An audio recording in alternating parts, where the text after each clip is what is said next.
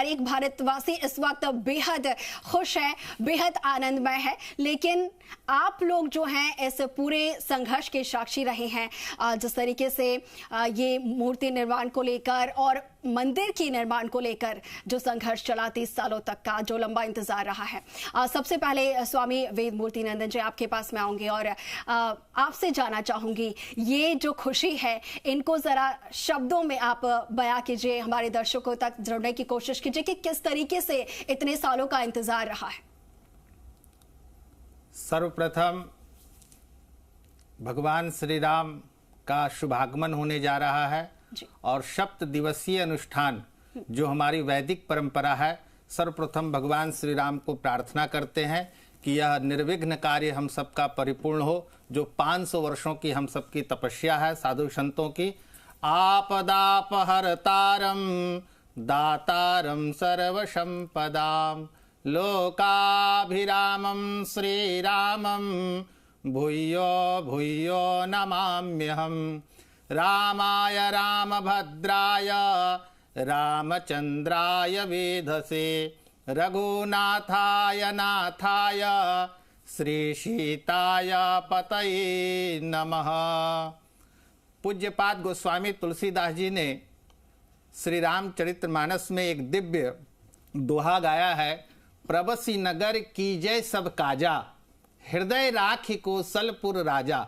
भगवान श्री राम को अपने हृदय में विराजित करके जो वहां साक्षी बन रहे हैं वो तो बहुत उत्तम है। जो वहां पे नहीं जा पा रहे हैं वो अपने घर में ही बैठ करके, जो हमारी वैदिक परंपरा, जैसा आपने अभी कहा कि प्रायश्चित दान से, प्रायश्चित संकल्प से यह दिव्य अनुष्ठान प्रारंभ हो रहा है। तो हमारे यहाँ कहा गया व्रत जप नियम तपः स्वाध्याय क्रतु शम दया दान विशिष्टा नाम सर्वेशाम।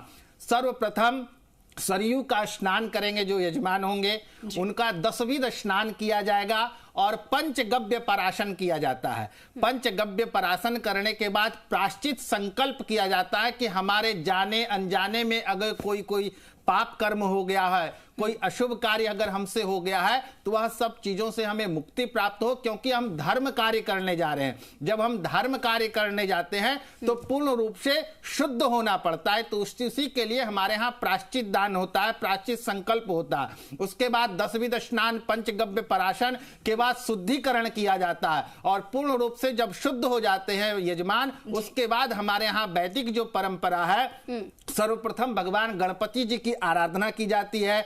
लंबोदर नमस्तुभ्यम शतकम मोदक प्रियम निर्विघ्नं कुरु मे देवा सर्व कार्येषु सर्वदा। जो हम यह अद्भुत कार्य कर रहे हैं, और यह तो कार्य स्वयं भगवान साक्षात प्रभु श्री राम रघुकुल मणि अनंत कोटि ब्रह्मांड नायक अयोध्यापति भगवान श्री राम का यह कार्य है। यह हम सब का नहीं, क्योंकि भगवान का कार्य आज देखो 500 वर्षों की जो तपस्या रही है साधु संतों की, महंतों की, हम सब अपने घरों में आनंद से रह रहे थे।